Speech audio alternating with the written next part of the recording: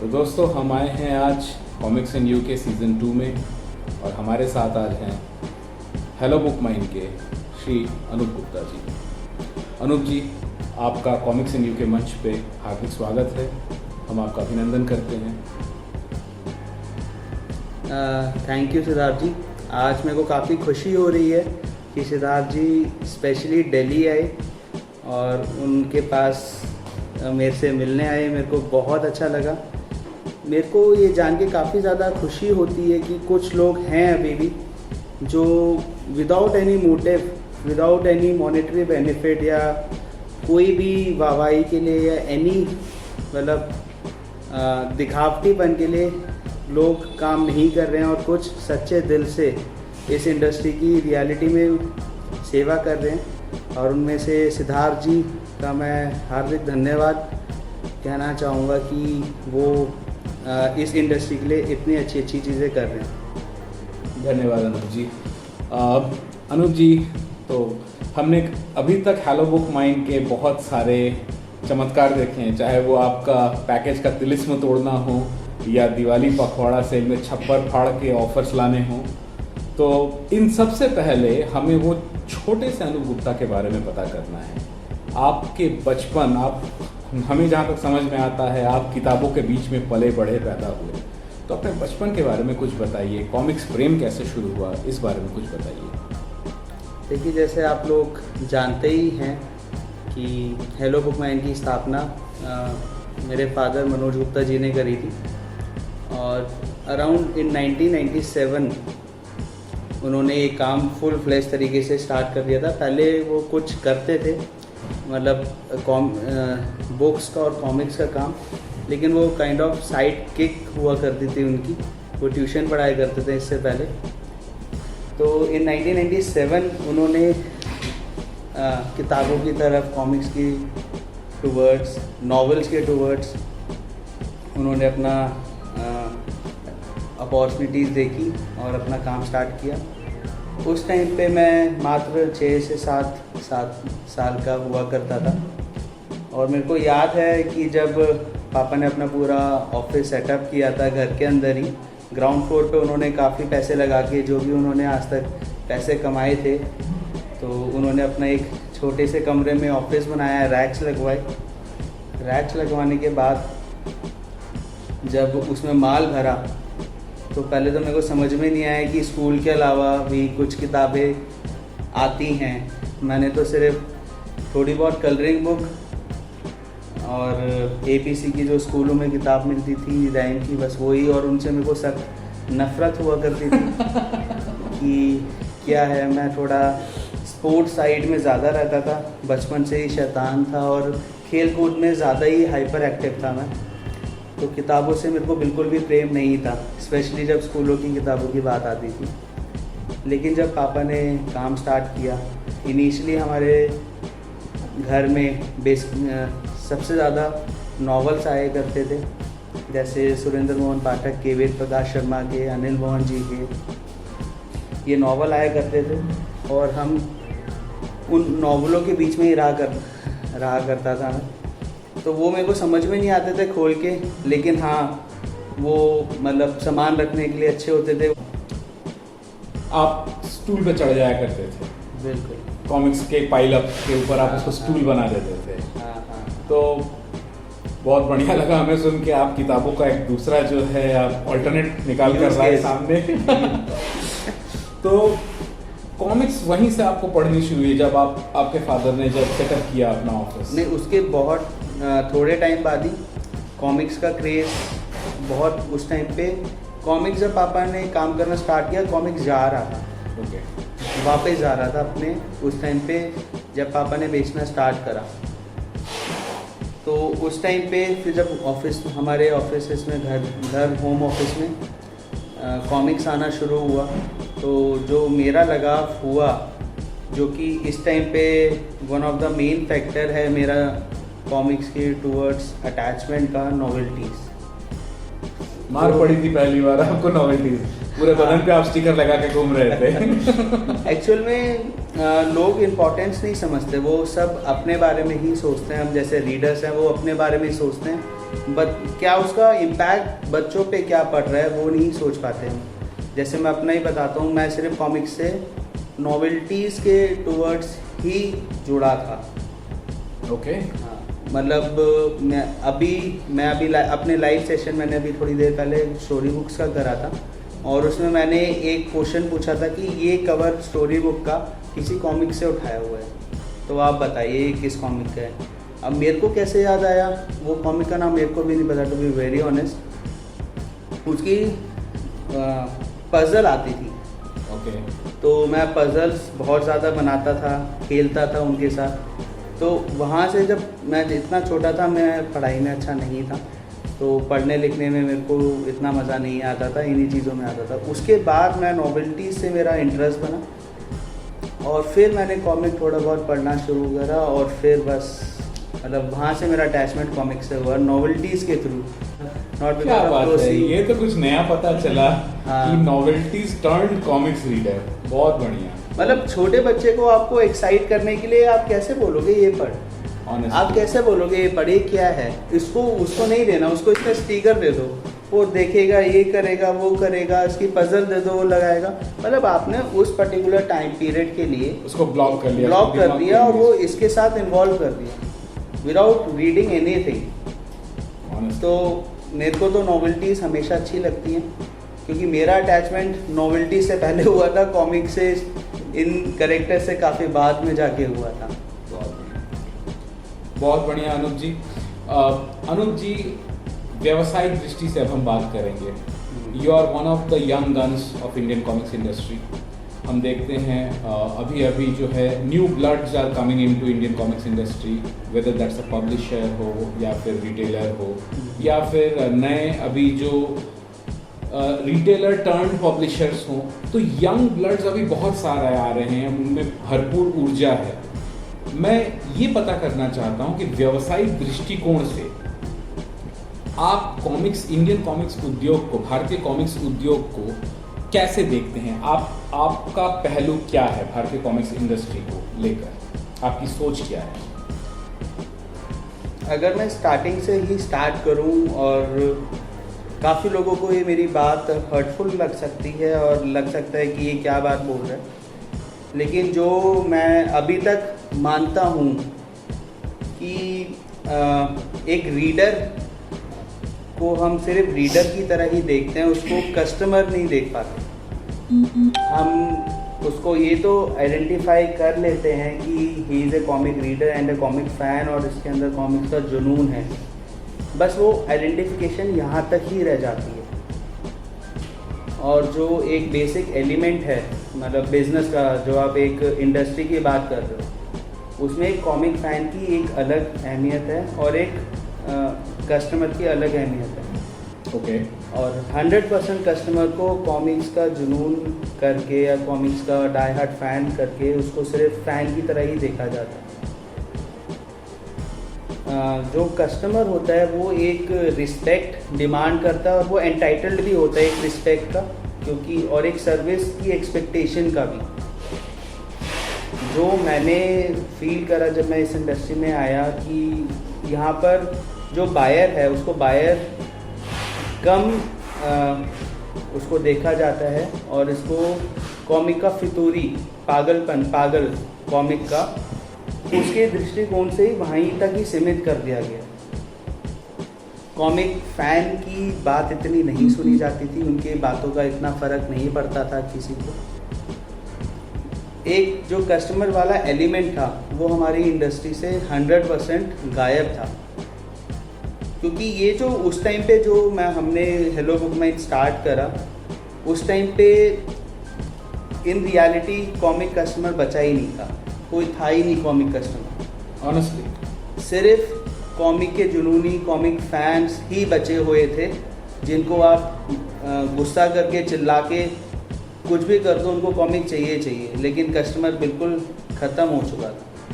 बिल्कुल। तो हमने ये वाला एलिमेंट फिर से इंडस्ट्री में इंट्रोड्यूस करा कि yes he is a comic lover, yes he is a comic fan, और इसमें एक बचपन है और ये एक पागल है कॉमिक्स के लिए। हमने उस एलिमेंट को बिल्कुल इग्नोर करा कि ही लव्स कॉमिक और he is comic lover.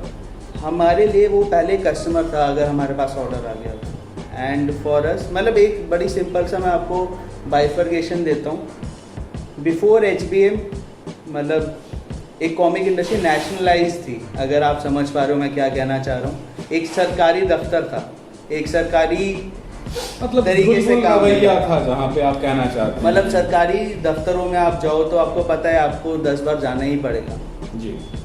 Hello book माई ने ये प्राइवेटाइज कर दिया। तो मतलब एक प्राइवेट कंपनी आ गई, सर्विस ओरिएंटेड कंपनी आ गई, जिसने कस्टमर को और ज़्यादा रिस्पेक्ट दी।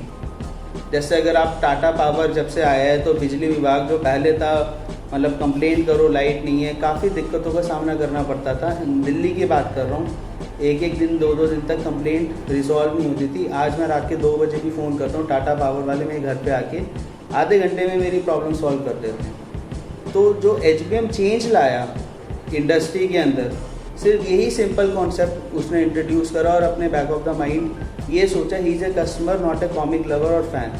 तो इवेंचुअली जो कॉमिक जुनूनी लोग थे या कॉमिक फैंस थे, उनको अच्छा लगा कि हमारी भी बात सुनी जा रही है और देखी जा रही है। और जो कस्टमर रूठ के चले गए थे कि यार मेरे पैसे कि मैं कस्टमर हूँ, अल्टीमेटली मेरी बात ही नहीं सुनी जा रही, तो उनको रियलाइज़ हुआ yes there is a company जो कस्टमर्स मतलब वो एक रिलेशन समझ पा रही है सेलर और बायर का।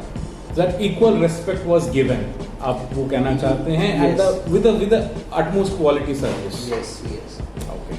सो ये HBM का मेन विज़न था जब हमने स्टार्ट किया। और टू बी वेरी ऑनेस्ट, जितने भी बाकी सेलर आए, वी आर वेरी हैप्पी कि नए सेलर्स आए और उन्होंने हमारे लेवल को मैच करने के लिए अपना इतना ज़्यादा स्टैंडर्ड हाई कर लिया बिल्कुल। कि अब एक इंडस्ट्री का स्टैंडर्ड बन गया। नाउ HBM ऐसा नहीं है वो सिर्फ HBM कर रहा है, अब HBM ने एक ऐसा बेंचमार्क सेट कर दिया था कि मतलब अब अगर बाकियों को सिर्फ सस्टेन भी करना है या सिर्फ स्टैंड भी होना है या सिर्फ एक किताब भी बेचनी है, तो they have to give that kind of service. और वो बेंचमार्क उनको टच करना पड़ेगा, वरना वो अगले दिन आउट है। तो इसकी वजह से इंडस्ट्री का ये एक स्टैंडर्ड सर्विस ओरिएंटेड पोर्शन, देखिए कॉमिक्स में एक कंटेंट है, वो एक पब्लिशर का पार्ट। जो चीज़ें मिस हो रही थी, पब्लिशर ही सेलर बनना चाह रहा था और पब्लिशर इज़ ए क्रिएटर।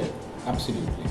वो क्रिएटर है। आपने देखा होगा मतलब बॉलीवुड में ये चीज़ बहुत ज़्यादा पॉपुलर है कि क्रिएटर बड़ा कुड़ू होता है, चल यहाँ से साइड हो, इधर हो, वो हो। मतलब जो गायक होते हैं ना, कभी आपने कव्वाली या मतलब शायरी सुनी हो किसी की, जो बहुत बड़े बड़े कविता करते हैं, वो साइड में बिठा देते हैं। वो क्रिएटर है, वो अपने जुनून, वो अपनी दुनिया में है और वो एंटाइटल्ड है, वो कुछ ऐसा दे रहा है। बिल्कुल। लेकिन एंड ऑफ द डे जो उसकी कविताएं छाप के दे रहा है उसको, वो सर ये लो प्लीज ये किताब एक बहुत अच्छी है। पब्लिशर को सामने आना ही पड़ता है, मतलब एक सेलर को सामने बिल्कुल। एक अलग टाइप से सर्विस देनी ही पड़ेगी। बिल्कुल। तो वो जो चीज़ मिसिंग थी, हमने वही चीज़ बस इंट्रोड्यूस करी इंडस्ट्री में। बहुत बढ़िया, ये आपने बहुत अच्छी बात बताई कि क्वालिटी सर्विस जो है एक की एस्पेक्ट है हेलो बुक माइंड का। और जिन्होंने भी हेलो बुक माइंड से अभी तक कॉमिक्स खरीदी हैं उन सभी को पता है, अभी तक सिर्फ सुखद अनुभव ही शायद प्राप्त हुआ है। और अगर कहीं कभी गलती हो भी जाती है तो बड़े विनम्र भाव से जो है उसको सुधारा जाता है। तो kudos to hello book mind, मुझे बहुत पसंद है आपका पोर्टल और आपकी सर्विस पर्सनली, थैंक यू। तो आगे बढ़ते हैं अगले सवाल की ओर। अनूप जी, हर इंसान के बीच में और हर इंसान के मन में एक छोटा सा बच्चा होता है। तो उस बच्चे ने जब पहला कोई कैरेक्टर आइडियलाइज किया या पहला कोई कैरेक्टर जिसको वो बहुत प्रिय था, उस हिसाब से आपका प्रिय कैरेक्टर कौन है, आपका फेवरेट कैरेक्टर कौन है? देखिए पर्सनली मेरा जो फेवरेट कैरेक्टर है वो डोगा है, क्योंकि मेरी आइडियोलॉजी और उसकी आइडियोलॉजी थोड़ी सी मैच करती है, बहुत ज़्यादा नहीं। उनका एक बड़ा सिंपल सा कॉन्सेप्ट है कि चीज़ प्रॉब्लम को जड़ से हटाने वाला, जड़ से हटाने वाला। तो ये जो मैं हमेशा से ही पर्सनल लाइफ में सिर्फ यही चीज़ मेरे को डोगा की बहुत ज़्यादा पसंद है, जिससे मैं अपने आप को उससे कनेक्ट कर पाता हूँ। वो वॉयलेंट है, वो एक अलग कंसेप्ट है, वो अलग तरीका है, वो अलग तरीका है, लेकिन ये आइडियोलॉजी इज द सेम। हाँ, जो सोच है कि प्रॉब्लम को जड़ से जब तक आप नहीं हटाओगे, ज़िंदगी भर आप उसमें ही उलझे रह जाओगे। उसको सही तरीके होते हैं लोगों के, लेकिन इससे मैं ज़्यादा कनेक्ट कर पाता हूँ, इसलिए मेरे को डोगा पसंद है। क्या बात है, बहुत बढ़िया। अनूप जी, अगला सवाल है हमारा, जो शायद कहीं ना कहीं थोड़ा सेंसिटिव भी है। हम बात करेंगे दुर्लभ कॉमिक्सों की, जिसे रेयर कॉमिक्स कहा जा रहा है। लोग खरीद रहे हैं रेयर कॉमिक्स औने पौने दामों में, सेलर्स बेच रहे हैं जब दाम बढ़ा के उनको गालियाँ मिल रही हैं, और बीच में रिटेलर पिस जाता है। इस बारे में कुछ बताइए।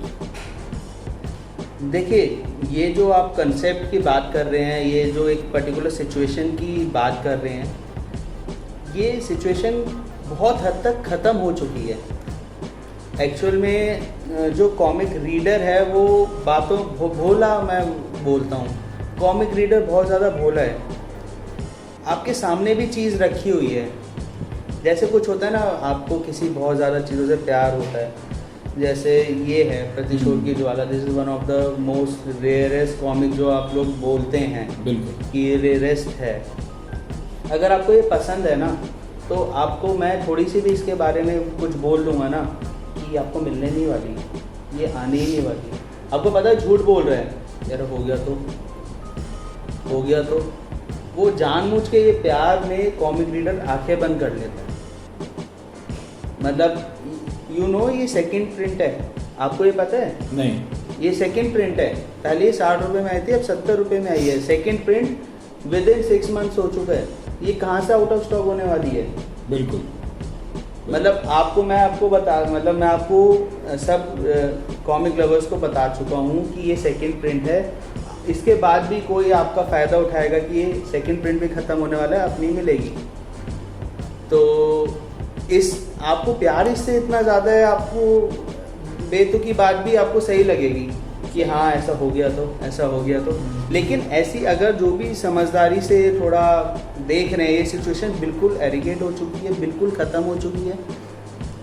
जो भी किताब प्रिंट हो रही है, या 100% अब पूरा कलेक्शन कंप्लीट होने ही वाला है। जिस स्पीड से मनोज जी काम कर रहे हैं, मनोज भैया काम कर रहे हैं, सारे कलेक्शन पूरे होने वाले हैं। पहले दिक्कतें क्या आती थी, इन कॉमिक्स की पहले सफाई होती है, इनके पास ओरिजिनल्स नहीं है। अब जिस टाइम पे कॉमिक छपी थी वो नेगेटिव से बनती थी, और अब ये सारा काम डिजिटल हो गया। आज की डेट में प्रिंटिंग इतना इजी हो गया है जिसकी कोई बात नहीं, बस आपको इसकी सॉफ्ट कॉपी चाहिए, साफ़ सफाई करके हाई DPI पे DTP के सब करा के आपको एक हाई चाहिए। जब ये एक बार डिजिटल फॉर्मेट में आ गया तो this is not the rarest. उनका मन करेगा ना, कल वो छाप देंगे, बिल्कुल, और परसों भी मन करेगा वो परसों भी छाप देंगे। बिल्कुल। तो जो भी समझदार थोड़ा अपना आराम से बैठ के सोच समझ के करेगा तो कोई भी कॉमिक अब रेयर नहीं रह गया। सारा कॉमिक आ रहा है मार्केट में और सही प्राइजेस में आ रहा है। तो डिस्काउंट्स भी तो मिलते हैं, ऐसी बात नहीं है। हाँ, discount time to time discounts भी आते हैं। और फॉर हेलो बुक माइन और मेरे ख्याल से रिटेलर, जो आप कह रहे हो कि रिटेलर पिस जाता है, ऐसा नहीं है, नहीं पिसता रिटेलर, क्योंकि रिटेलर को क्लैरिटी है, हमें ये पता है comic is not a rare. I know, मैं अगर मनोज भैया को डिमांड करूँ कि भैया मेरे को ये चाहिए तो मेरे लिए 1000 भी छाप देंगे, 500 भी छाप देंगे। हाँ, इसका प्राइस 70 की जगह 80 हो जाएगा, 100 हो जाएगा। अगर आपको ये 500 रुपये में मिलने वाली है, ऐसा नहीं है। ये हद से 100 रुपये जाने वाली है 1-2 सालों में, हद से। तो र्यूमर्स पे ध्यान न दें, अफवाहों पे ध्यान न दें, बिल्कुल, और किसी के बहकावे पे ना आए। बिल्कुल, ये शायद ड्रग्स मुक्ति का शायद डायलॉग मैं बोल रहा हूँ अभी। लेकिन ये अब आप इसको क्या बोल सकते हैं, इसको ये चाइल्डहुड नॉस्टैल्जिया ही है। और नॉट ओनली चाइल्डहुड नॉस्टैल्जिया, ये कहीं ना कहीं हमारे जीवन में एक सुदृढ़ कैरेक्टर को डेवलप करने में बहुत ज़्यादा काम किया है। तो जिन्होंने भी बचपन में कॉमिक से पढ़ी है, कॉमिक से बहुत सारा उनको फ़ायदा हुआ है, कहीं नहीं पढ़ के। मेरे थोड़े बहुत शो में मुझे पता चला यही। खैर, बढ़ते हैं अगले सवाल की तरफ। अब जब हम बात करते हैं नई पीढ़ी की, हमको कॉमिक्स इंडस्ट्री को आगे बढ़ाने हैं तो हमें नए पाठक जोड़ने पड़ेंगे। अभी का जो पाठक वर्ग है वो 80 और 90 का बच्चा था, लेकिन अभी का जो पाठक वर्ग हमको अगर नया जोड़ना है तो अभी के नए जनरेशन को हमें जोड़ना है। और जैसा कि थोड़ी देर पहले हम लोग बात कर रहे थे कि नए पाठक जोड़ने के लिए अभी की पीढ़ी को ढंग से जो है कॉमिक्स पढ़नी नहीं आती, उनका कंसंट्रेशन लेवल कम होता है, जैसा आप बता रहे थे। तो अगर हमें उनको अगर जोड़ना है तो हम और क्या कर सकते हैं? आपके विचार इस मामले में क्या है? देखिए, जब मैं इस इंडस्ट्री में आया था तो ये सवाल मैंने अपने आप से काफ़ी बार पूछा, काफ़ी जहन मतलब इसके बारे में सोचा, सॉल्यूशंस सोचे कि हम इसके लिए क्या कर सकते हैं और क्या वजहें हैं और सॉल्यूशन, डायरेक्शन, फर्स्ट स्टेप्स क्या होने चाहिए। बिल्कुल बिल्कुल। मतलब अगर एक रोड मैप की बात करें तो what should be the road map. Exactly. तो मैं काफ़ी रिसर्च पर्सनली बिजनेस के कंटेक्स्ट में करता रहता हूँ, पर्सनल लेवल पे भी। तो एक बड़ा अच्छा कंसेप्ट है 10,000 चीज़ों का। 10,000, अगर आपके पास बिजनेस में 10,000 कस्टमर बेस है, 10,000, जस्ट 10,000, अगर आपने उन 10,000 को सेटिस्फाई कर दिया या उनको जो वो चाहते हैं वो कर दिया, तो अपने आप ही वो 10,000 के 1 लाख, 10 लाख, 1 करोड़ कब हो जाएंगे। एक्सपोनेंशियली वो बढ़ता रहता है। एक्सपोनेंशियली बढ़ेगा और आपको कुछ नहीं करना है। तो जो पर्सनली मैं सोचा कि हमें क्या करना चाहिए, तो जो एग्जिस्टिंग हमारा कस्टमर बेस है कॉमिक्स इंडस्ट्री का, हमें सिर्फ उसको ध्यान में रख के, मतलब काफ़ी कस्टमर्स का आता है कि हम कॉमिक नए रीडर को जोड़ने के लिए क्या कर रहे हैं, क्या करना चाहिए। पहले हमें फर्स्ट स्टेप क्रॉस करना है। जो लेना चाहता है, जो कस्टमर है, हम उसको सेटिस्फाई कर नहीं पा रहे हैं और हम नए की तलाश में हैं। वो है पीछे वाले को छोड़ो, नए वाले को पकड़ो। कहते हैं ना, वो घर वालों की इज्जत नहीं होती, सामने बाहर वाला दोस्त बड़ा प्यारा होता है। तो मैंने ये सोचा था, जो हमारा कस्टमर बेस है उनकी हमेशा से एक क्वेरी रही है कि हमारा कलेक्शन पूरा नहीं है, कोई कॉमिक कहीं से स्टार्ट है, कोई कॉमिक कहीं से स्टार्ट है। तो सारे पब्लिशर्स ने इस चीज़ को समझा और रेदर देन नए रीडर को जोड़ने की जगह, जो फर्स्ट स्टेप है, जो हमारे एग्जिस्टिंग कस्टमर है, मेंबर्स हैं, जैसे आप हैं जी, आपको मैं बोलूँगा फॉर इंस्टेंस मेरी लैंग्वेज में पहला कस्टमर को मैं सेटिस्फाई कर दूंगा, जो उसके बच्चे हैं वो ऑटोमेटिकली सेटिस्फाई हो जाएंगे, वो अपने आप जुड़ जाएंगे। बिल्कुल। मेरा अभी टारगेट उनका बेटा नहीं होना चाहिए, जो एग्जिस्टिंग है उनको सेटिस्फाई करना बहुत ज़्यादा। Quality service with existing database, आप ये कहना चाह रहे हैं। अगर वो करते हैं तो फिर उनकी publicity, word of mouth publicity से ही वो एक्सपोनेंशियली ग्रो करेगा और ये झटके से होगा। मतलब ये चीज़ जैसे ही आपने इनको सेटिस्फाई कर दिया and they are happy with you, they themselves start promoting you.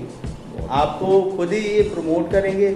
सबसे पहले अपने घर से प्रमोट करेंगे, उसके बाद अपने दोस्तों से शेयर करेंगे और काम अपने आप ही डबल ट्रिपल होते चले जाएगा। रेदर देन आज ही हम पुरानों को नमस्ते करें और नए के लिए हम शुरुआत करें, तो वो मेरे को उससे मैं थोड़ा डिफर करता हूँ। अनूप जी, हमें हेलो बुक माइंड मैगजीन के बारे में भी पता चली, आप इस बारे में भी कुछ बताएं तो बहुत अच्छा रहेगा। देखिए, हमने एक इनिशिएटिव स्टार्ट करा है हेलो बुक मैगजीन के थ्रू। उसमें हमने एक गैप फिर से हमने एक्नॉलेज किया कि जो कॉमिक का रीडर है वो अभी भी बहुत ज़्यादा डिजिटलाइज या डिजिटल फ्रेंडली नहीं हो पाया। अभी भी मेरे पास कस्टमर्स के फ़ोन आते हैं कि हमें ऑर्डर करना नहीं आ रहा वेबसाइट पे, प्लीज़ आप हमारा मैनुअली ऑर्डर ले लीजिए। लेकिन वो हमारे लिए भी बड़ा प्रॉब्लमेटिक हो जाता है, फिर हमें उनको ट्रेनिंग करना पड़ता है, आप ऐसे करिए, ऐसे करिए, ट्रैक करना मुश्किल होता है आपके लिए। हाँ, तो मतलब एंड ऑफ द डे हमारे पास एक बहुत अच्छा खासा चंक ऐसे लोग भी हैं जो डिजिटली जुड़े नहीं हैं, और किसी भी इंडस्ट्री को थ्राइव करने के लिए उसकी कम्युनिटी सबसे ज़्यादा इम्पॉर्टेंट होती है और उनसे कनेक्ट होना बहुत ज़्यादा इम्पॉर्टेंट होता है। तो डिजिटल माध्यम से हमारा फेसबुक का ग्रुप है जिसमें लोग आके अपने मन की पीड़ाएँ, खुशियाँ, अब जो भी उनके मन में बातें हैं वो शेयर करते हैं, एक दूसरे से इंटरेक्ट करते हैं। तो कम्युनिटी बिफोर HBM की भी हम बात करें तो सारे लोग सिर्फ फॉलो करते थे कि मतलब टू वे कम्युनिकेशन नहीं था, वन वे कम्युनिकेशन था। पब्लिशर ने पोस्ट डाल दिया, ये आने वाला है, वाह जी वाह, वाह जी वाह, यस लाइक हम आपके साथ हैं, ये है। लेकिन अब बदल गया है। अब हमारे ग्रुप में एक खासियत क्या है, मतलब अभी भी वन वे कम्युनिकेशन है। मेरे ग्रुप में, HBM के ग्रुप में अभी भी वन वे कम्युनिकेशन है। कैसे पहले पब्लिशर बोलता था, अब बेचारा नहीं, अब बेचारा पब्लिशर सिर्फ सुनता रहता है। अब मेंबर्स ही बोलते रहते हैं। अब मेंबर्स बोलते रहते हैं। अब डोमिनेंट अगर आप थोड़ा सा भी एनालाइज करें, मार्केट को समझे, ग्रुप्स को समझे, अपसाइड डाउन हो गया है। बिल्कुल। पहले पब्लिशर की पोस्ट पे मेंबर्स को फर्क पड़ता था, अब मेंबर्स की पोस्ट पे पब्लिशर को फर्क पड़ता है। So this is something which was a change which was brought by HBM. Yes. Absolutely. So इसी को हमने आगे बढ़ाते हुए एक फिजिकल फॉर्म में भी हमने स्टार्ट करा HBM मैगजीन। अभी ये ट्रायल वर्जन में हमने सिर्फ एक एक्सपेरिमेंट के लिए एक मैगजीन का छोटा फॉर्मेट निकाला था। इसमें जो भी हमारे कॉमिक कम्युनिटी में चीज़ें चल रही हैं उसकी अपडेट मिले, और हमारी यही कोशिश रहेगी कि ये मैगजीन हर एक कॉमिक लवर तक पहुंच पाए, that too free of cost. ये अपने में बहुत बड़ा कमिटमेंट है।